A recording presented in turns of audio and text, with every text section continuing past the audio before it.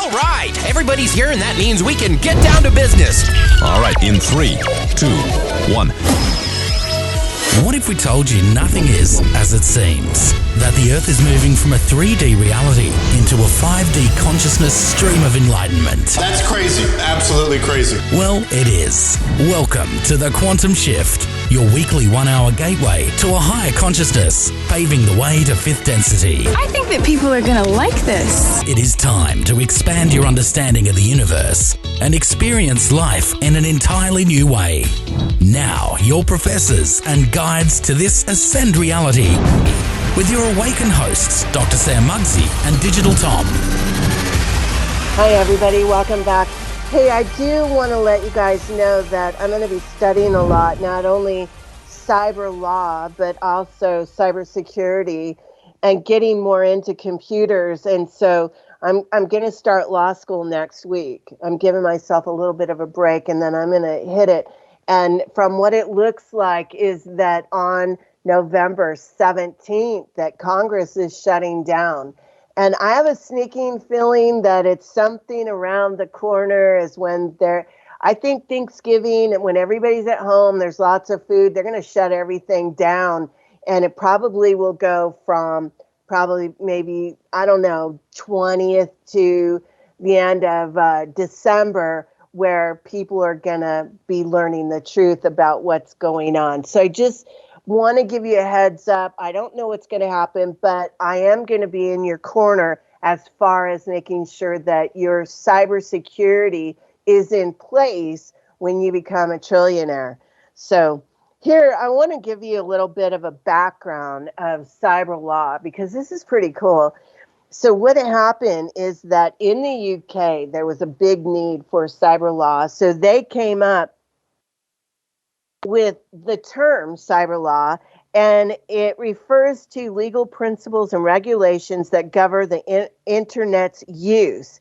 Internet laws are not always clear and straightforward because there's a lot of different components that you have to take into consideration, right? So you have to look at each situation. So you take the basic black and white laws that are set in place, and then you kind of meld them into the best representation to protect the people. Protection is always first. No matter what you're doing, protection, building a car, changing an engine, washing your clothes, you're always protecting first. And so there's nothing different with cybersecurity. As a matter of fact, it's even because it's such a struggle to keep everybody safe, and there are so many concerns about cybersecurity, that these laws have really gotten dinosaur teeth. They're just gripping in, and they're making sure that the laws are regulated to keep you safe in regards to your privacy, your phone number, your address, your credit card, your driver's license, anything like that. And now it's going to include your wallets, your secret keys. So in the UK, they came up with a great outline of what to follow in cyber law and how to use it, kind of a mindset that's used or utilized to protect the people, we the people. It's all about us. And so other countries didn't really have a good cyber law, but as soon as they started watching what was happening in the UK and these laws, they said, yeah, we want this in our country. So now all these countries are adapting to the regulation of privacy online. Everything is about privacy. Underline that, privacy. That means going to group stuff, group dating, or whatever you're doing, that is exposing you. And it's the basic fundamentals of cyber security is about your privacy. So anytime they open that door, they've just violated you and opened you up to things you don't want to experience. Tom, you want to add anything? Yes, I want to add something in regards to that. I don't know if you're just listening to this show for the first time or you've heard other shows. Muggsy said a long time ago what the deep state was doing was they would put together these seminars for these doctors or these naturopathic doctors, and they would go in and poison them in these seminars and the conventions. And everybody's, all kumbaya. Hey, it's really nice to meet you, George and Sally. Oh, we're all into natural medicine, Bob. And the deep state just pounced on them, and it killed a lot of people. A lot of people got sick. They've already suicided well over 400 naturopathic doctors and their families over the last, I want to say 5 years or 3 years. And so for you guys that are doing these meet and greets, I mean, I get a phone call from somebody and they're like, I cannot believe they're doing dating. How dangerous is that? And you're just opening yourself up. It's like, hey, look at me, guys. Just come on in anytime you want. The doors are open. The windows are down. Just come in. Still, you set your phone down next to somebody you don't even know. You meet for the first time, and they can steal all of your information. People don't. My turn. Anyway, go ahead. Because I only have 30 minutes. I want to go over Graham-Leach-Bliley Act. The Graham-Leach-Bliley, God, that's hard to say. It's called the GLBA Act, also known as the Financial Services Modernization Act of 1999, is a banking and financial law that contains data privacy and security elements. Its protection of personal information is built upon previous consumer financial data laws such as the Fair Credit Reporting Act, the FCRA. Essentially, the GLBA protects non-public personal information, which is defined as any information collected about an individual in connection with providing a financial product or service. Unless that information is otherwise publicly available, the reference to publicly available means property records or certain mortgage information that may be in the public domain. Now, I want to call your attention to the trust funds and getting together and doing your business plans. All of that information is actually supposed to be private, not public, because you're exposing way too much information. The GLBA safeguards rules requires data collectors to protect personal information and create appropriately sized data security systems. In other words, large national banks or somebody acting like a financial institution or somebody working with tokens or digital wallets, right? We got to apply it, must create security and safeguards that are sophisticated for today's times. That means that this is a living, breathing document that needs to grow as the people's cybersecurity needs grow. So always checking, always improving upon what you just did, because there's always a new threat. And if you don't know about the threats, if you don't know about the gizmos that contribute to that threat or how to use those gadgets, then you become the problem. And if that's the case, then get the hell out, because you have a fiduciary duty and obligation to protect every single person that comes on your channel. The rule requires businesses to test regularly their security and their personnel. Moreover, they must implement security measures in their day-to-day operations, such as running employee background checks and establishing if there's any breach of actions plans in the case of an attack. Now, let's go back to just Hold on, blocking. real quick. You can't just block. hold on. Does that apply to nonprofits? Because, she's big on, we don't take money. We do everything for free. So She's taking money. She is yes, handling money.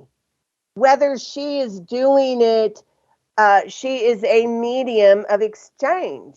So, yeah, since now, SBC, tokens are a form of trade. So it doesn't matter if you're a nonprofit or a profit, you are handling funds. And people are trusting you to do it securely and safely. Just because they want to have a wallet doesn't mean they should have to open up to their personal data. Here's my home. You want the keys to my front door too? Just so they can have a wallet? No, that's not allowed. The GLBA makes pretexting illegal.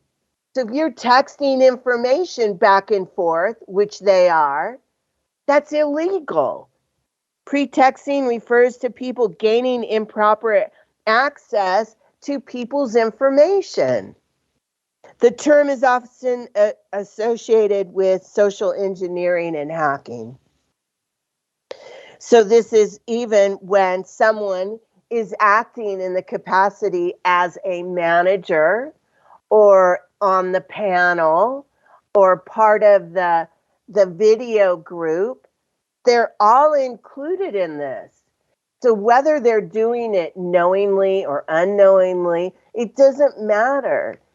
They are responsible for following the law. You can't just willy-nilly do whatever you want. There are internet privacy laws that the state has, that our nation has, that the military has, and the UK set forth on a global network. So now you look at, okay, what if one of them decides to bolt? They're going to run and leave it with every. Hey, if you don't think the Green Berets can find you, you're nuts. I would highly recommend that if you cannot distribute tokens on the behalf of companies in a secure fashion, protecting people, instead you're gaining their personal data and exposing keys, then you are committing felony, fraud, embezzlement, probably perjury, and God knows what else. Go. excuse me. I was trying to find the unmute. Yes, so I think it's really important for you guys to realize that regardless if they're doing it intentionally or not intentionally, it's important to realize that there are a lot of people being exposed and being hurt, and they're crying out for help. And that's what we're trying to do. We're trying to give you a leg up, a hand up, and show you guys, look, if you don't focus on security and you don't look at the laws and see what's in place to protect you, you're going to be a victim. And Mugzi's been blowing this bullhorn for a while. And so, there could be haters out there. Who cares?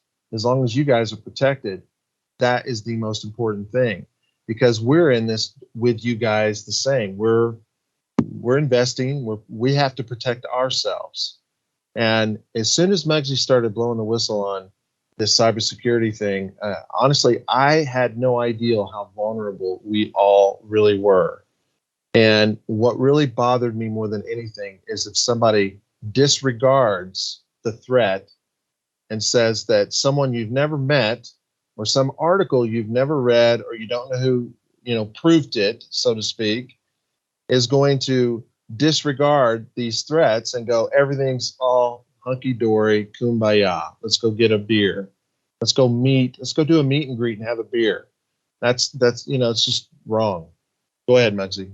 Okay, so what you're looking at is compensatory damages. And this is what a lot of people are going to be able to do. And you can actually look at per state what you can get.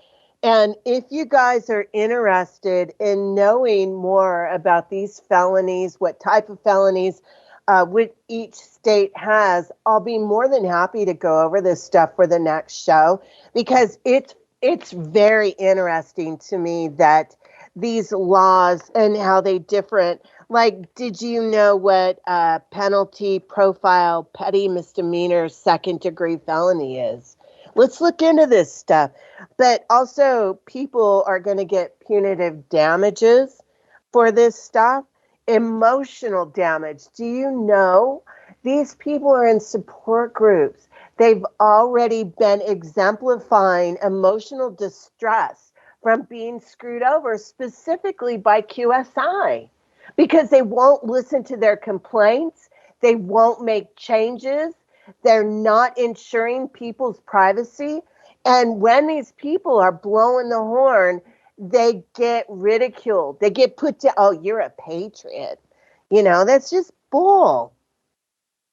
Injunctive relief is also something that you can get, which would be a court order that you would be able to get more. It's kind of a payback, but I think more than anything, there is a sense of justice.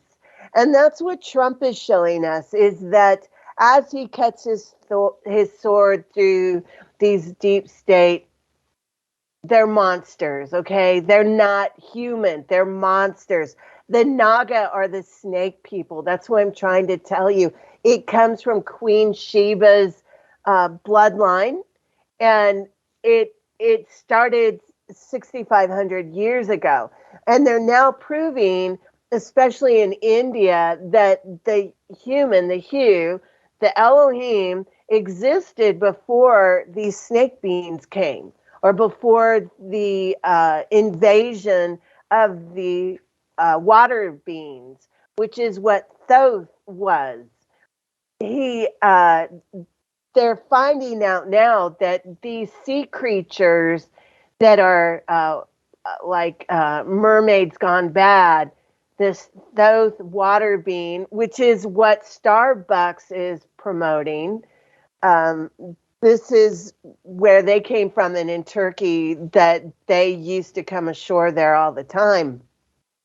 And then they went in the water. So, but let's see, when identity theft takes place through a specific website, social media accounts, or clubs endorsing a particular niche within a market, or a third party of the perpetrator who can't be located, the house, the channel, then the owner or the teams, then the supporting Telegram channel becomes the one that is the culprit behind the crime.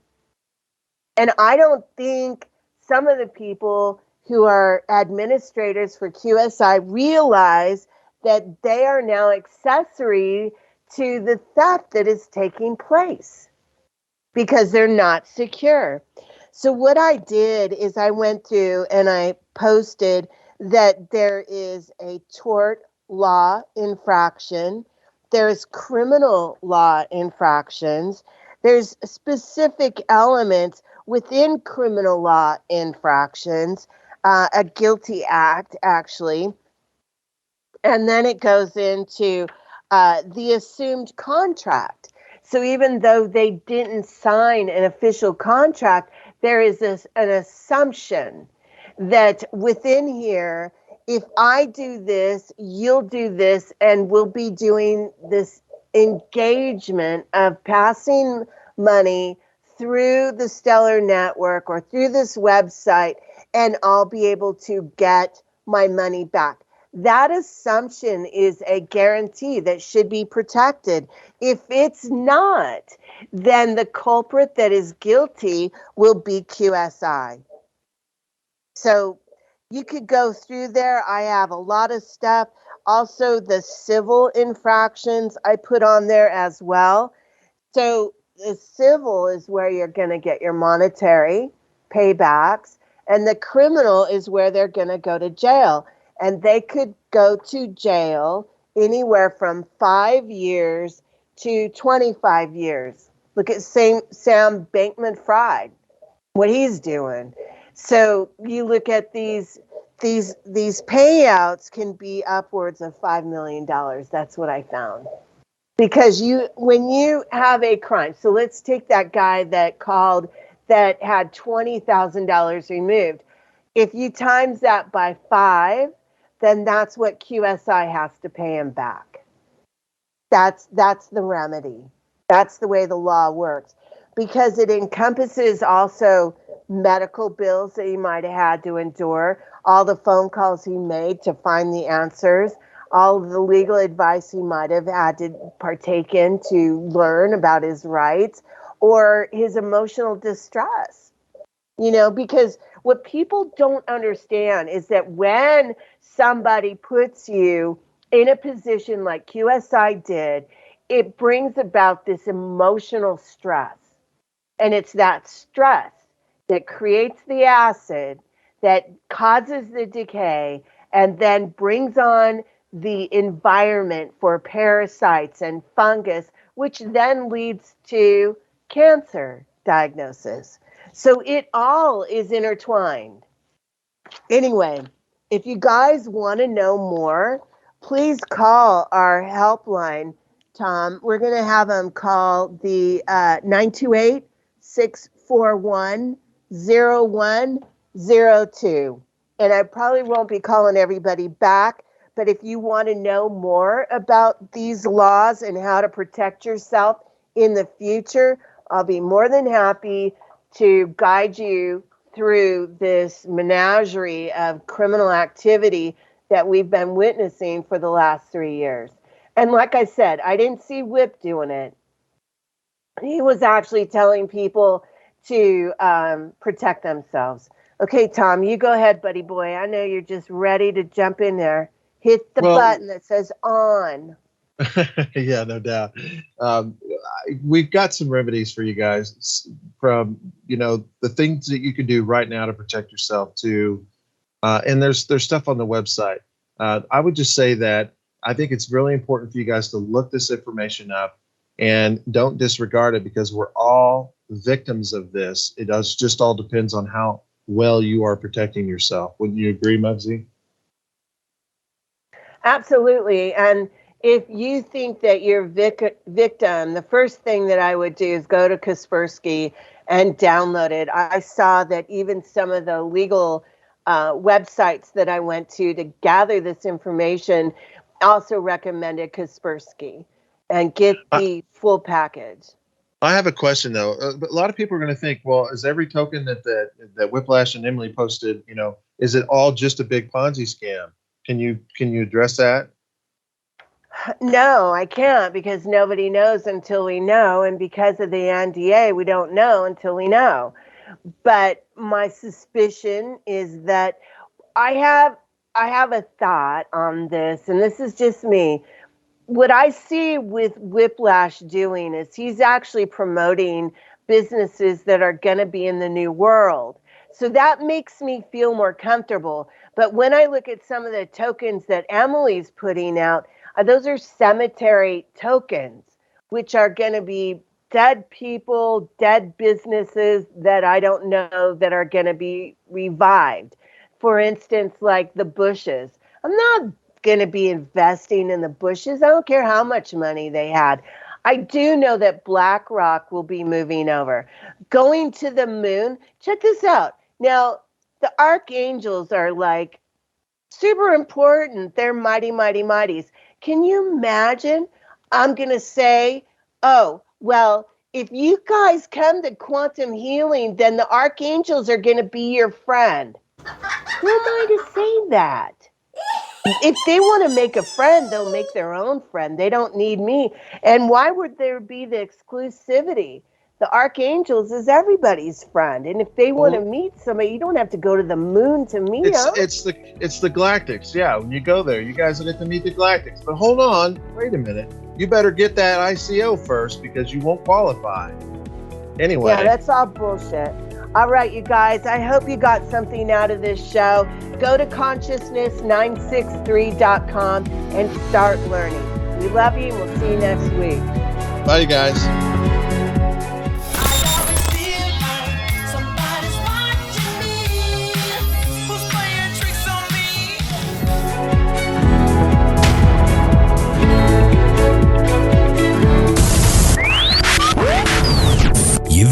listening to The Quantum Shift. The Quantum Shift. Live every Tuesday night, 6 p.m. Pacific, 9 p.m. Eastern. Exclusively on the KCOR Digital Radio Network, where we stimulate your mind to the endless possibilities.